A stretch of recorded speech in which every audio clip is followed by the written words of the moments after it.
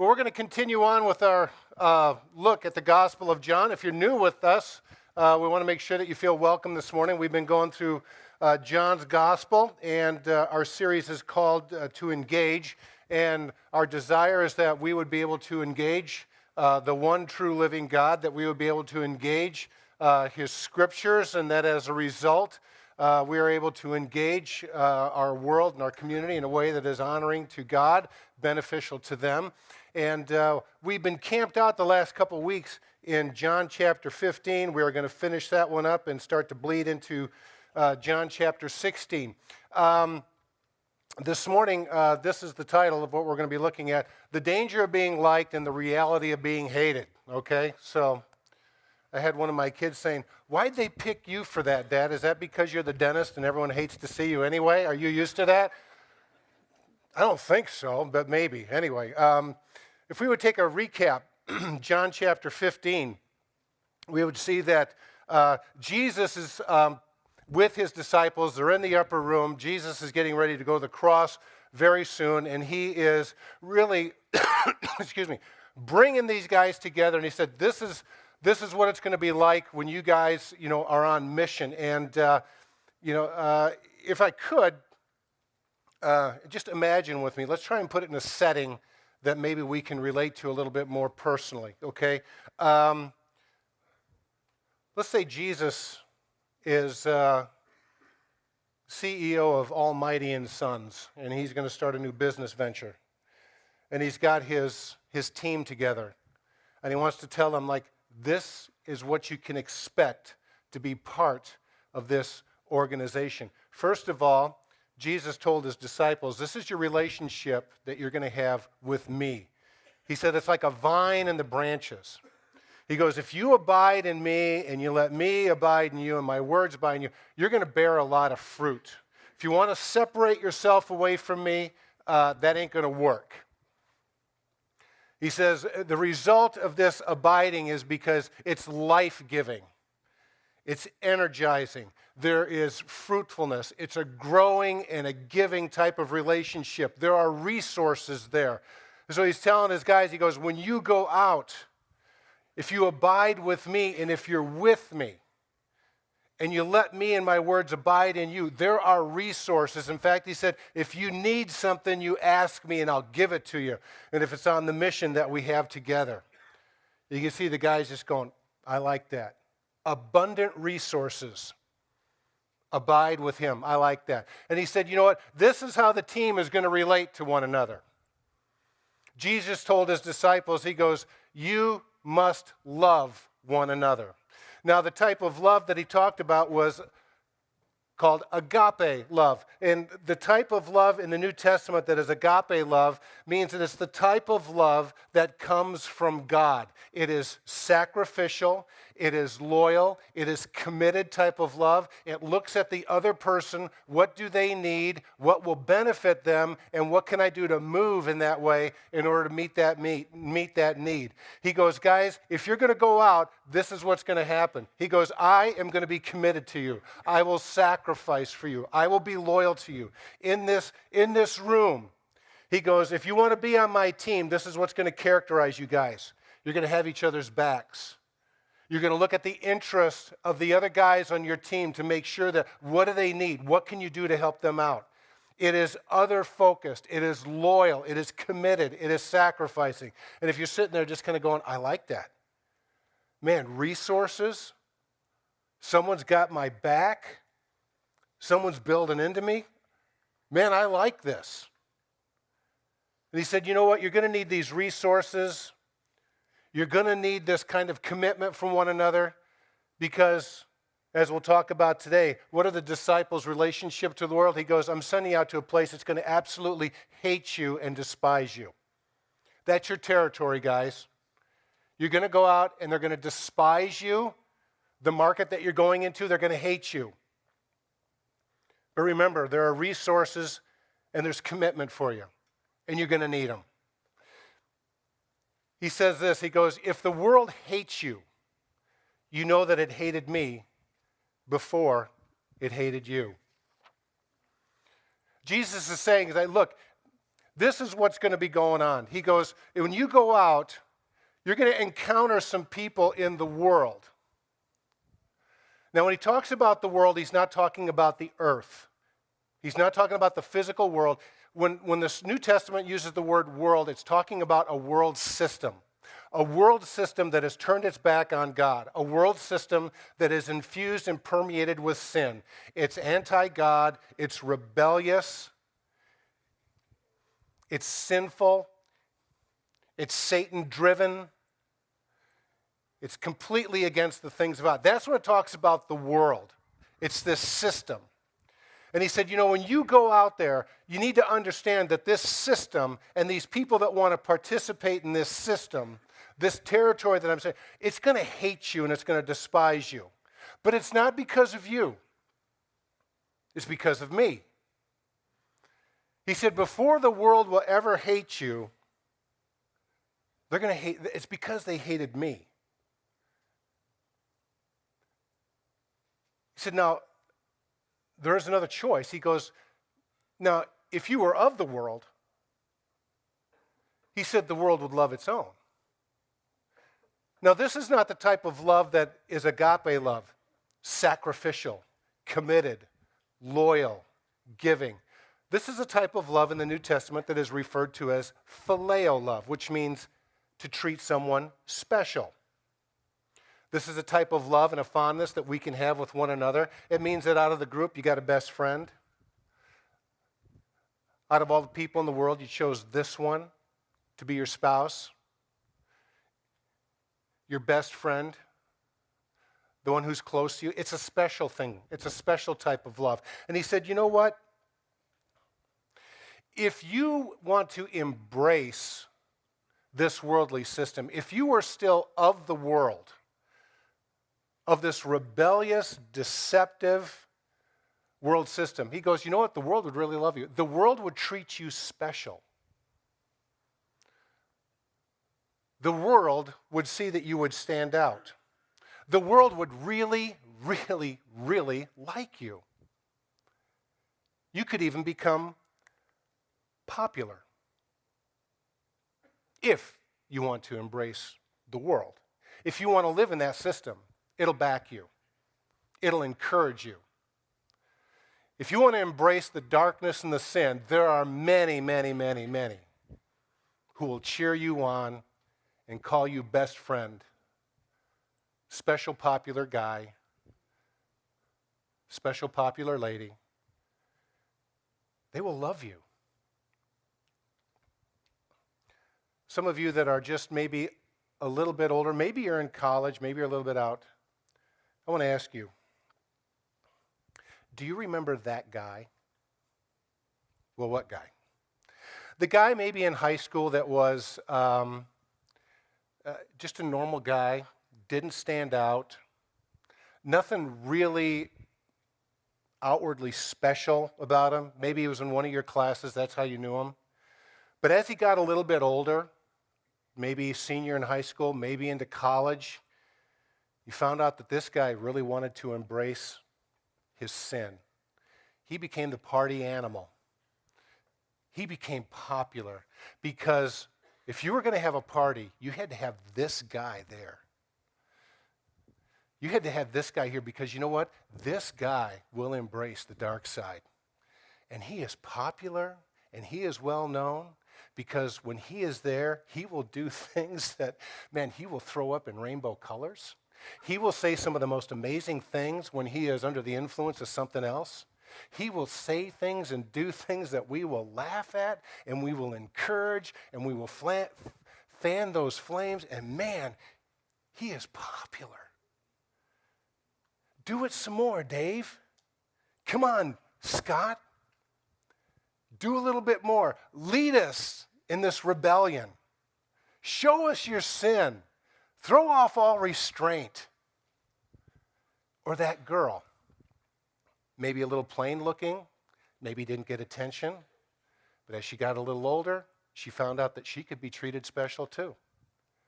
She got herself a pair of high heels, a push-up bra, and an attitude, and all of a sudden she wants to give herself away to any guy that wants her. Because it's easy to become popular. Just embrace that darkness. Embrace your sin. Embrace this anti-God movement. And boy, you will become popular. Everybody knows her. They make sure if there's social gatherings, they call her. If they need a date, they will call her. She's got the latest clothes. She looks good. She's used well. And boy, does she stand out in a crowd. And the crowd is just there applauding, saying, do it again. Do it again. That's what you're known for. That guy, that girl, well-loved, special, popular, stand out, destructive. He says, if you were of the world would love its own, but because you are not of the world, why are you not of the world? He goes, because I chose you out of the world. I chose you out of the world because of this, the world hates you. He said, you know what, guys? The world hates you and will despise you. There are those that will, because it first hated me. The reason why they're going to hate you is because I chose you. It's not because you're so awesome. It's not because you did something really great. It's not because you spoke so cleverly. It's because I chose you. And you are now finding your identification in me rather than the world and that system.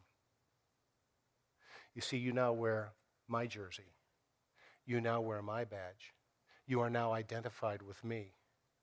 Because you're identified with me, the reality is that if you continue in that abiding, you need resources, they're there. That abiding, you need some sacrificial love. You want to be able to be a giver and not a taker? It's there. It's part of your identification with me and being on my team. And he goes, but be assured, because you're going to wear this jersey and you're going to speak things about me and you're going to live in the truth, there are people who are going to despise you. And it's not because of you, but it's because of me. He goes on to say, remember the word that I said to you? He said, a slave is not greater than his master. You see, he spoke this when they first started this meeting in the upper room. He started to wash their feet. And they're just going, oh, gee, what are you doing? What are you doing? What are you doing? He goes, look, is a slave greater than his master? There's, oh, of course not, of course not. He goes, look, I am serving you. I'm the master. I'm washing your feet. Do you think you're above me? Of course not. Then I expect you to serve others too. This is agape love, sacrificial, giving, loyal, committed. Okay? That's part of the package. That's part of your identification with me. And he says, a slave's not greater than the master. He goes, if they persecuted me, they're going to also persecute you. He goes, do you somehow think that you're going to rise above me if I'm the master and they persecute me, that they hate and despise me? Do you think they're going to somehow treat you better as you identify with me? Of course not. He said, you know what? If they kept my word, they're going to keep yours also. You know, when we go out and we start talking, we have conversations, when we want to speak the truth about the scriptures and about Jesus, there are people that listen to it and they are drawn to it. They keep his word. They want it. And it's not because we're so clever. It's because of him. He goes, if they will keep my word, they're going to keep yours also. But we have to also understand when they despise it and they react negatively, when they react with hatred, it's because of him. It's part of the package deal. Resources, agape love, and hatred and animosity. So he said, why all the hatred? Why all the hatred? Well, he goes on, he says, but all these things they will do to you for my name's sake. He says, because they do not know the one who sent me. First of all, he's saying, you know why they hate me so much, why this world system is so much against me, is because they really don't know me. They really don't know the one true God. They have no idea who the Father is. Part of it is ignorance. They don't know. Now, they may pretend to know. They may hear about God but not really know him. But many times what happens is that many people, because they don't know God, what they want to do is they want to come up with their own idea of what God must be like. Well, God must be like this, and God must be like that. And in their own reasoning and thinking and experience and circumstances, they start to pluck out these little tidbits on what they think God is like, and they put it together. They make this straw man. And they go, this must be what God is like. And they take a couple steps back and look at it and say, I hate that. Why would I serve a God? Why would I want to join a God like that who is evil and cruel? Why would I serve a God or want to come to a God who's a killjoy?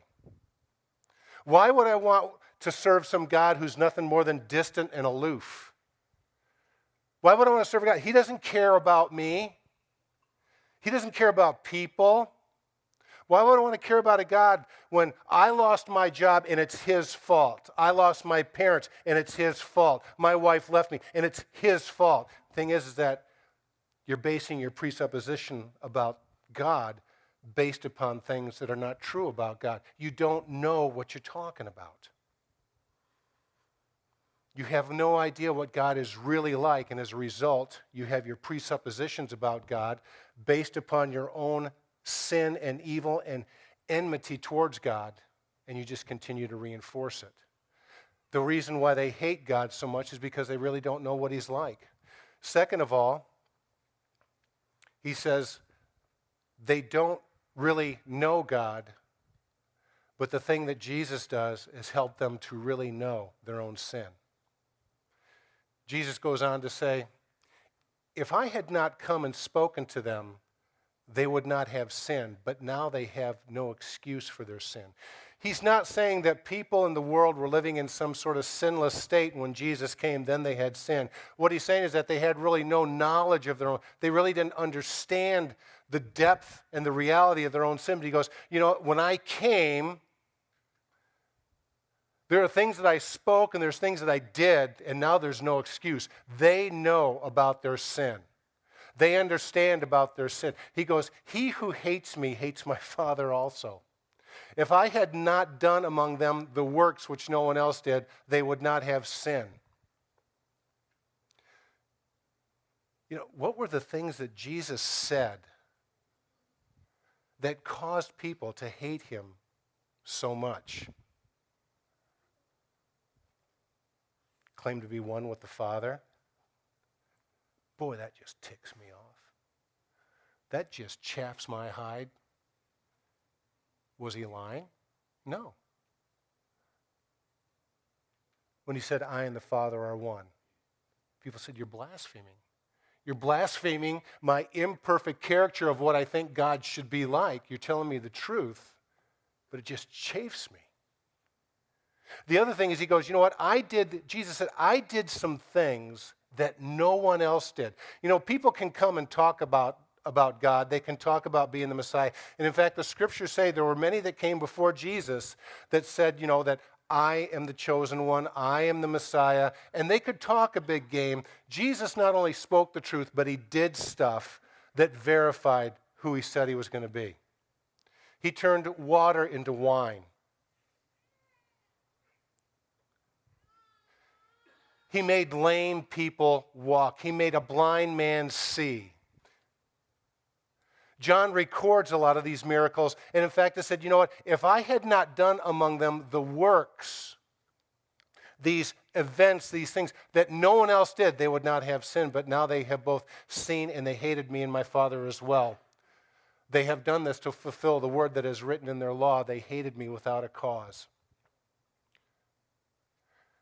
They saw the power and the majesty of what Jesus could do, and they hated him because of it. What did he do that was so hateful? Made the wedding celebration go on, turned water into wine. Doesn't that just tick you off when people do that?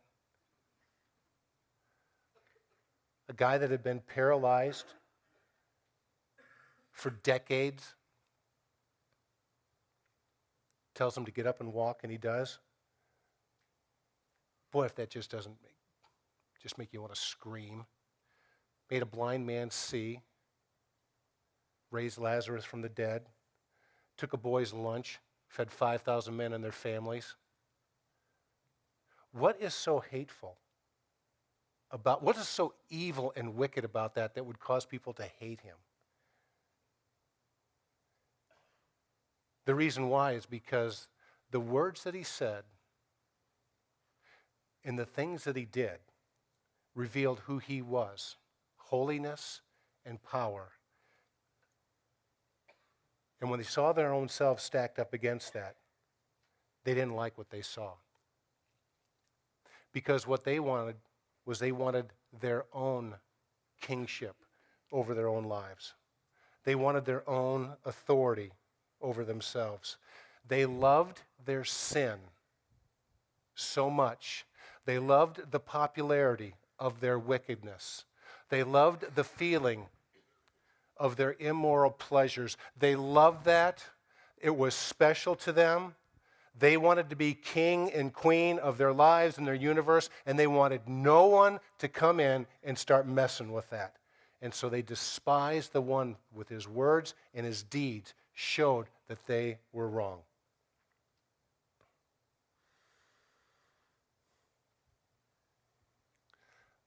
I've always wondered with those that hate God so much, what did God ever do to you? What did God ever do to you that would cause you to hate him so much? Many times you can't have that conversation because it just spins off out of control so quickly. But the hatred that the world system has against the Christ is the reality that we must embrace because we wear the team jersey. So what do we do about it? If it's the reality of the package that we get to be part of in our identification with the one true living God, well, how do we respond to this? Well, one is that we begin to hate the world. We begin to hate the world. You hate me, I'm going to hate him back. You drew first blood, I'm coming after you. Everything is a fight, okay? Now, for those of you taking notes, need to make sure you understand that. Okay, right now on this slide, okay, the sarcasm button is being pushed, okay? Please don't think, okay, Greg said, okay, I got to hate the world. Okay, yeah, that's a good one. I'm going to hate the world. No, okay? Who's ever read that book by Smalley, The 5 Love Languages, you know? Yeah, there needs to be a guy edition because we've got two, okay? We've got 2 love language. One is sarcasm, and the other one we engage with our wives, okay? But those are the things that guys really like sarcasm, okay? So this is it. We begin to hate the world. Do you know Christians like this? Everything's a battle. Everything's a fight. Everything's a protest. Nothing's right. They may be part of the kingdom, but boy, I tell you, you want to say, why are you so angry all the time? Why are you so grumpy all the time? Why is your evangelistic efforts always start and end with you're going to hell? Why is everything a fight with you? The other thing is that we want to hide from the world. If we're not going to fight against it, then we're going to hide from it. It's like, gosh, there's this evil and there's this animosity out there, and I'm afraid, and I don't want to be part of it. And you know, there are Christians, you know, and they're being killed for their faith in other parts of the world. And here, guys are losing jobs because of it, and people are losing relationships because they identify with Christ. And there's, you know, look at the culture, and man, it is just swirling around the bowl right now. It is just getting bad. Yeah, so I'm going to stay inside, and I'm going to listen to my Christian CDs, and I'm just going to go to Bible study. I'm going to hide. Man, can't be part of that. And there's no engagement with anybody except for family, other Christians, because they're afraid. It's okay to be with other Christians. But you know what? When Jesus was getting ready to ascend, He didn't say, go and hide. He said, go into all the world. Go into all the world. Talk about me and live for me. See, because when we want to become haters, it's got consequences. It's not good for the kingdom. It's not good for the reputation of the one true living God. When we become hiders, man, it's just like we're not even in the game at all. And even though these two options have some negative consequences, I really think the next one is the one that has the greatest destruction for the kingdom. And that's when we still strive to be loved by the world. I'm not saying loving the world. What I'm saying is that we strive to be loved by the world system. We still want to be popular. We still want to be well known. We still want people to applaud for us. We want people to like us, and we want people to treat us special. And it's like, well, what's wrong with that when we go to the world system for those things? When we want to go to the darkness and when we want to go to our sin and we want to say, you know what, I want these people, I want them to like me too. I want my Christian friends to like me, but I want the rest of the world to like me. I just want everyone to like me because it feels good and it's comfortable. But when we start to live in this middle ground here where it's comfortable and no one bothers us, and we want to play a life of defense all the time, what happens is that we find that what we're doing is that we are trading faithfulness for being liked. Instead of being loyal, we want to live in the lie. Instead of being committed, we want to be compromisers.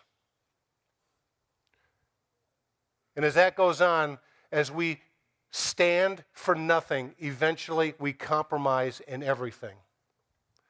Living in the middle ground causes us to continue to compromise for the truth that is found in God, and as a result, we start to compromise on everything. Not all at once, but as we continue on, we compromise here, we compromise here, we compromise here. I want to be liked. I want to be appreciated. I don't want anyone to say anything negative about me, whether it's a truth or whether it's a lie. And as a result, we find our lives are doing nothing more than blending into the middle ground because it's safe.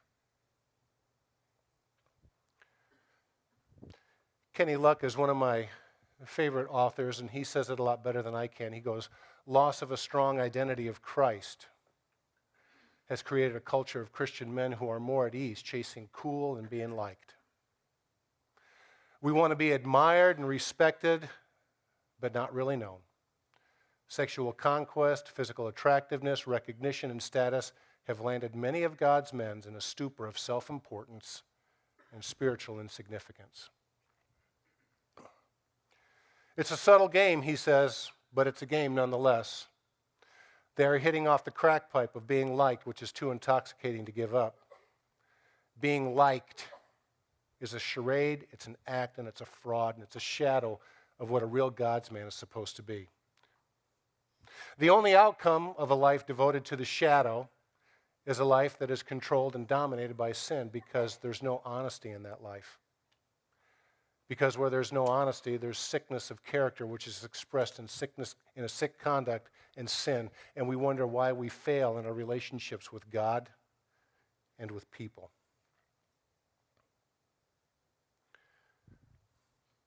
We live in this middle ground. And as we go on, we find out that because we want to be liked by the world and we want to blend in with the world and we don't want to take a stand for what is true and right, I'm not talking about being arrogant, not talking about being bullheaded, talking about just standing up for the truth and what's right. The jersey that he has put on us because he called us and he chose us to be part of him in his kingdom. But we continue to compromise, and we find out that what it's doing is it's starting to affect our relationships with our spouse, our relationship with our kids, our coworkers. And we think we're trying to pull this great con game, and we think that we can impress God, but in the end, neither one, God nor people, buy our act. In wanting to be liked by the world, they look at us and they just say, you know what? I see your act. I'll applaud your sin, but I see your act. Do you remember that guy? The one that everyone just said, he's so did you really respect him? Do you like how his life is turning out? As soon as he said, I don't want to do that anymore, he was left high and dry. You've probably experienced that yourself. Eventually, you're going to have to choose. And eventually, you're going to have to make a stand. And the longer that you're in the middle ground, eventually you're going to have to make a stand, and the world will despise you, and they will hate you, no matter how long that they have treated you special. And those that really mattered in your life will still be in the wake of your compromising decisions.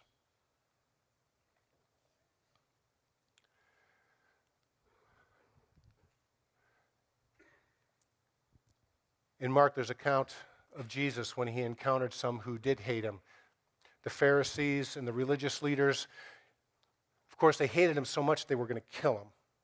But as we see in his earthly life, as he was leading up to them, they wanted to try and trick him, and they wanted to try and trap him. They wanted to try and take away his message. And so it says, then they sent some Pharisees and Herodians to him in order to trap him in a statement. They came to him and said, Teacher, we know that you are truthful and you defer to no one.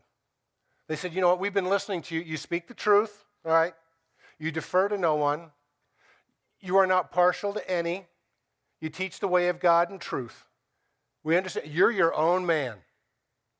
You can't be swayed by special interest groups. You speak the truth, you stand for it, and you're not swayed. We see that. So let me ask you this. Is it lawful to pay a poll tax to Caesar or not? The religious leaders say, you know, we're under Roman occupation, these pagans, these dogs. We're supposed to take some of our money and we're supposed to give it as a poll tax to this pagan guy Caesar who thinks he's God. We know he's not God. Should we do that? What do?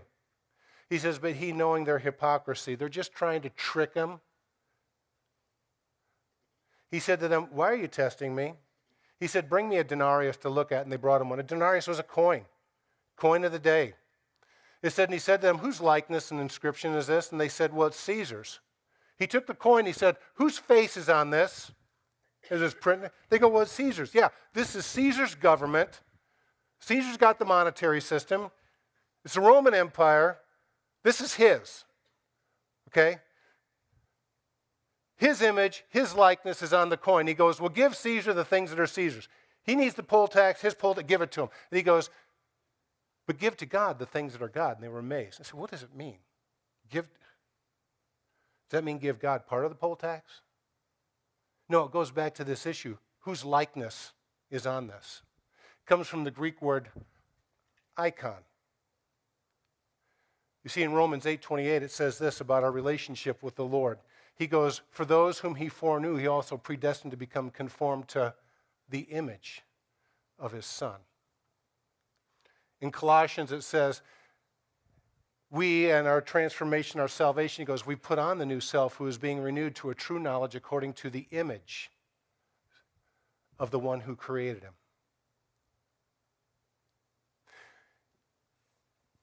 You see, when God chose us,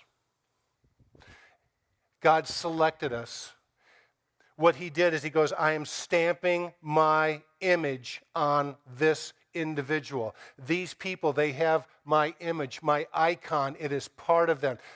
My inscription is on them. When the Holy Spirit comes to us at the moment of our salvation, it has been declared in the heavenlies and in the court of God, this person is mine. And Jesus is saying, you know what? This is Caesar's coin. It's got his image on it. Let him have it. These people who follow me, they've got my image on them. They are mine. Image and likeness declare ownership. These people are mine.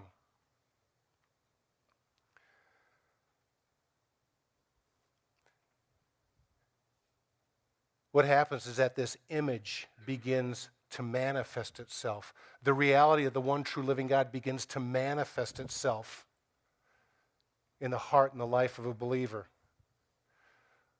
He says, you know what? Those that he foreknew, he predestined to become conformed to the image, the likeness, the inscription of his Son. All of a sudden, the things that characterize Jesus start to characterize us. Courage to face our fears. Honor that we give to God. Honor that we give to our fellow man. We start to develop a proper attitude with the sovereignty of the one true God, and because we are his, a proper attitude towards ourselves and our circumstances. We start to develop a mental toughness so that we can make the right decisions. Purity of heart, mind, and body. As he starts to grow and change us, it's the integrity to stand for the truth, even in the most difficult of situations. We take ownership for that he's placed in our care. We submit to him as he navigates our life.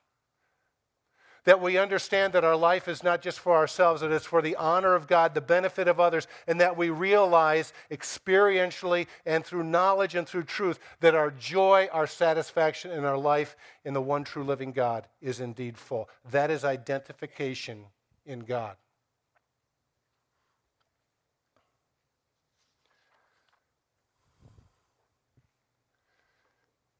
People, it's time to kiss the middle ground goodbye.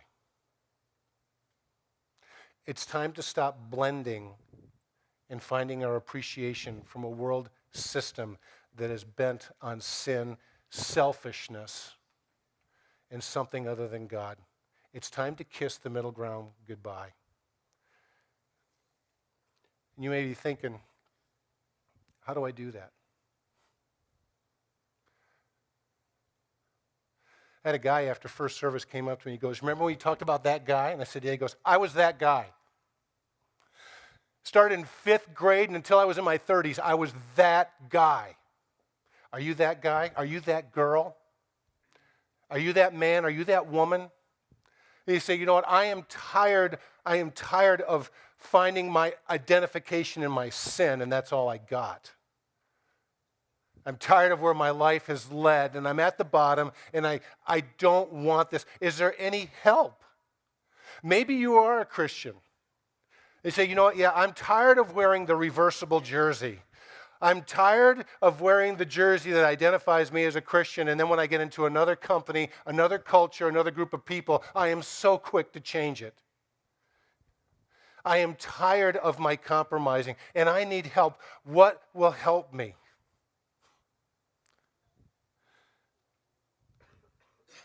He is the help that we need. Jesus says, you know, when the Helper comes, the Holy Spirit,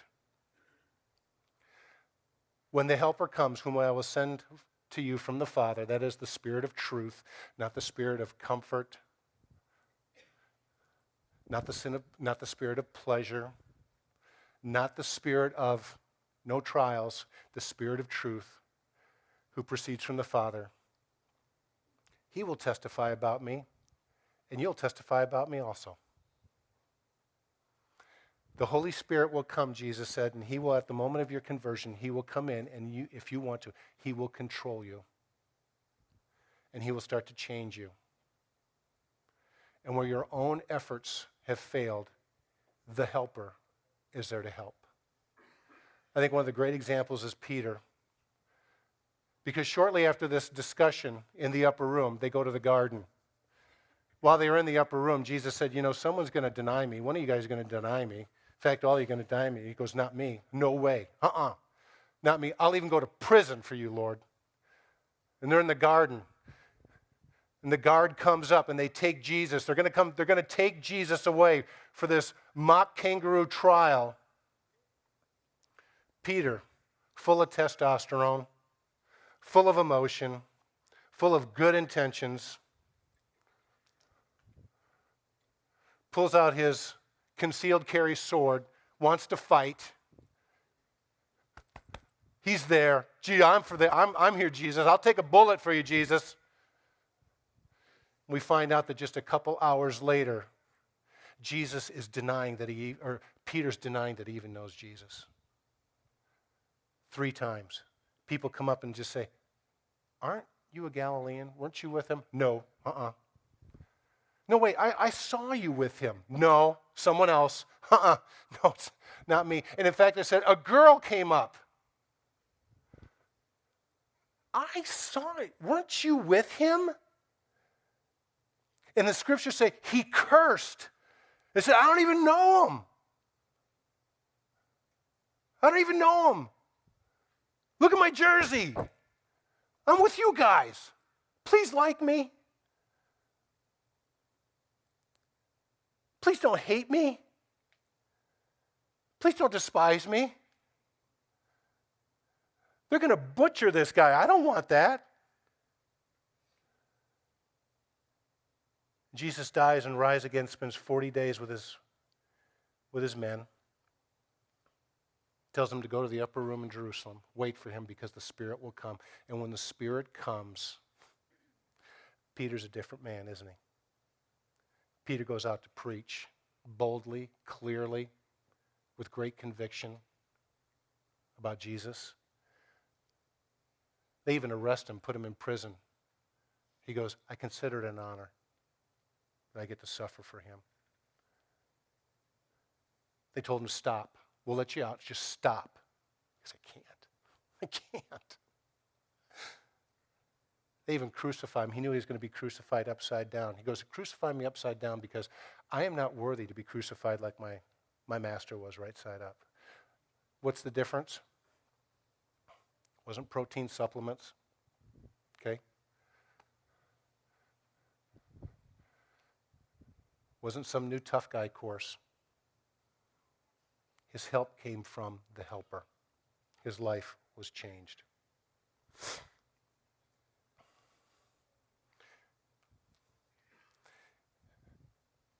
Guys, remember that guy?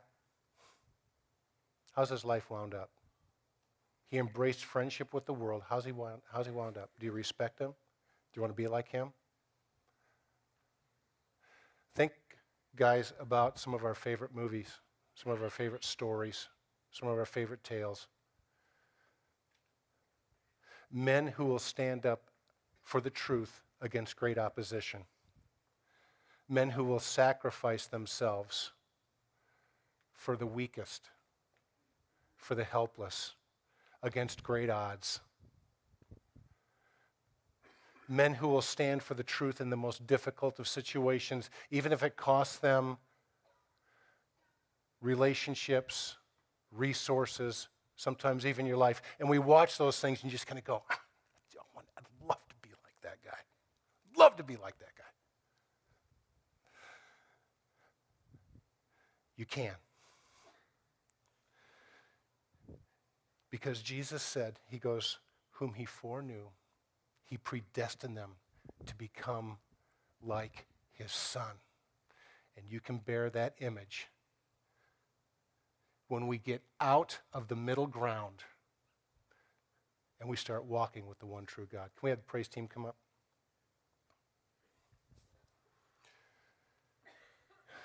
You know, if you're that guy or that gal, you say, you know what, I've been at the bottom. I need help. And it might be that it's today that you have to call out to the helper. You have to call out to Jesus. And you need to say, you know what? I found my friendship with the world, and it has sold me so short. I need the one true living God. Please come and save me from my own sin. And maybe you're someone who's in the middle ground. You just say, I'm tired of this. I need to know the truth. What do? I want you to keep coming here.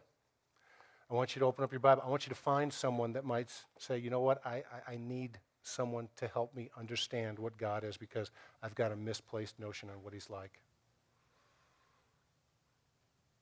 If you're a guy, if you're a man, I'd like you to join us on Saturday mornings at 7 o'clock for the Men's Institute. Because what would it be like to have an abundance of spiritually passionate, mature men and women who've kissed the middle ground goodbye and make a strong, dynamic impact on this community and the lives of others because of his name.